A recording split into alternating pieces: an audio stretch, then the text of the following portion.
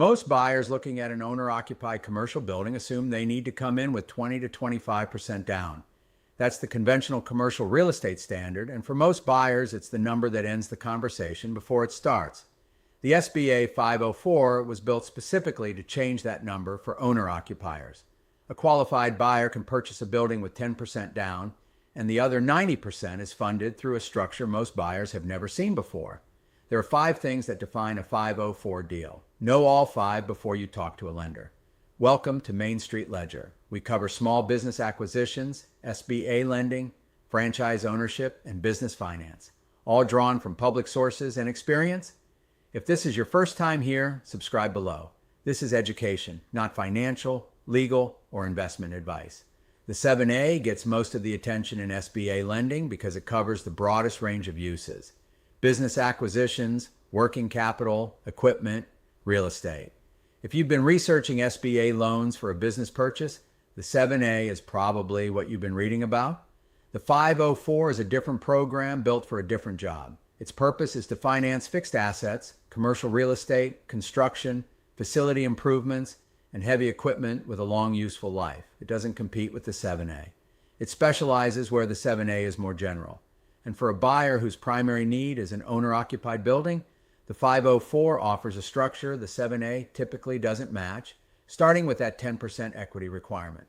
If you need working capital alongside a building purchase, a well-structured SBA deal can pair a 504 for the real estate with a 7A for the operating needs. A good SBA lender can help package both.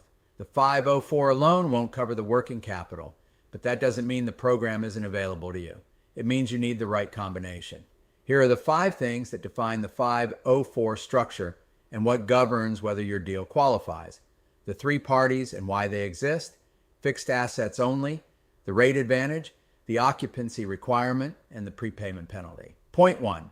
The 3 parties and why they exist. A conventional bank loan has 2 parties: the borrower and the lender. A 504 deal has 3. The borrower brings the equity. A conventional bank funds a first mortgage covering 50% of the project cost. A certified development company, the CDC, funds a second mortgage through the SBA covering up to 40%. The borrower covers the remaining 10%. The bank's 50% position is not arbitrary. The bank is limiting its exposure to a conservative first lien position. At 50% loan to value, the bank is protected even if the deal deteriorates. The CDC tranche exists because of that constraint. The SBA uses the CDC to extend leverage that borrowers couldn't access through conventional financing alone, while keeping the bank's exposure inside a range that makes participation worthwhile for the bank. That structure means a buyer isn't managing one lender relationship. They're coordinating 2 separate approvals running simultaneously. The bank underwrites its position independently. The CDC underwrites its position separately. Both need to be satisfied before the deal closes. On project size, the CDC portion goes up to $5 million under the standard program, $5.5 million for eligible manufacturing or energy-efficient projects. At those levels, a buyer can finance a substantial commercial property transaction at 10% down. Point 2. Fixed assets only. The 504 finances fixed assets: owner-occupied commercial real estate, new construction, facility improvements, heavy machinery, and equipment with a useful life of at least 10 years. That's the program boundary. It doesn't finance working capital, inventory, goodwill, or the business purchase itself. Those needs require separate financing. For a buyer purchasing a building as a standalone transaction, this boundary is clean. For a buyer whose deal includes a running business, equipment, inventory, and real estate under one purchase price, the 504 covers only the real estate component. A $2 million building with $400,000 in inventory and $150,000 in working capital needed to operate is not a single 504 deal. The building is a 504 candidate. The rest of the capital stack needs a 7A or a conventional line. An experienced SBA lender can structure both applications together so the 2 approvals move on a parallel track.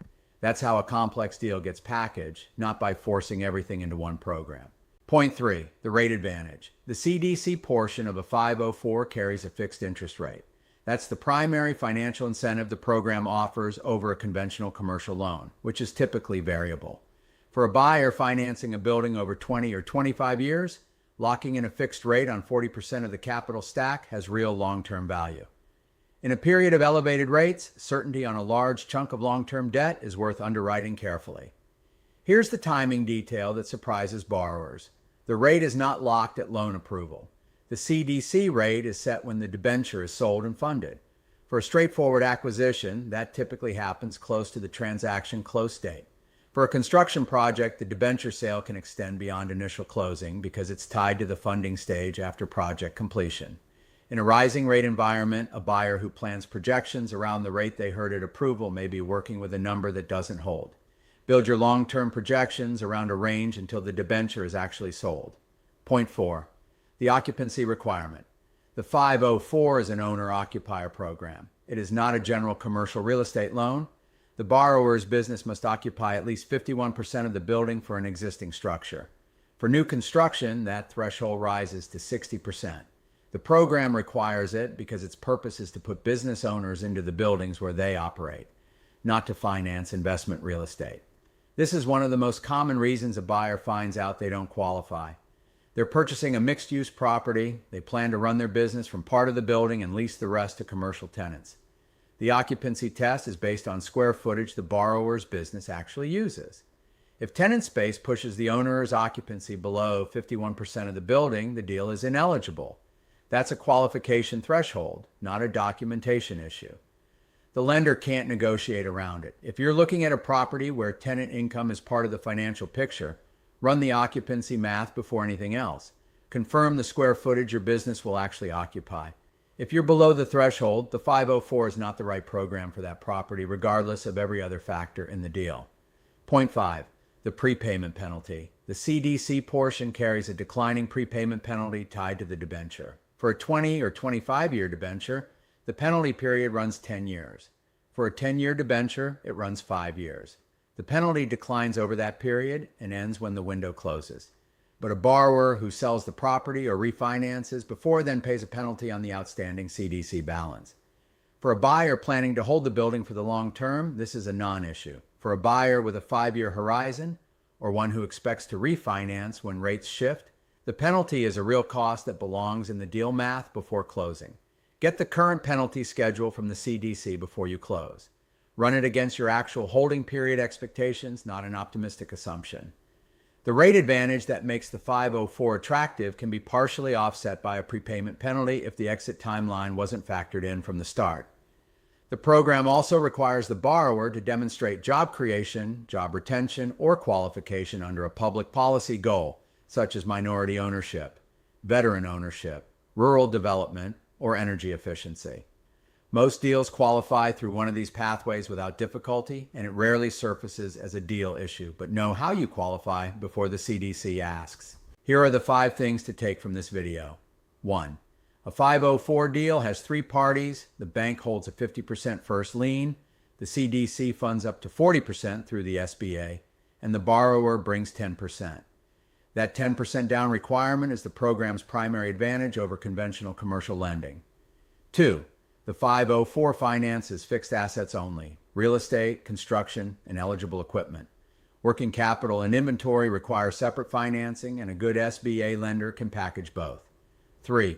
The CDC rate is fixed, but it locks when the debenture is sold and funded, not at loan approval. Build projections around a range until that rate is actually set. 4. The occupancy requirement is a binary qualifier. Your business must occupy at least 51% of an existing building, 60% of new construction. Run that math before you apply. 5. The prepayment penalty on a 20 or 25-year debenture runs 10 years.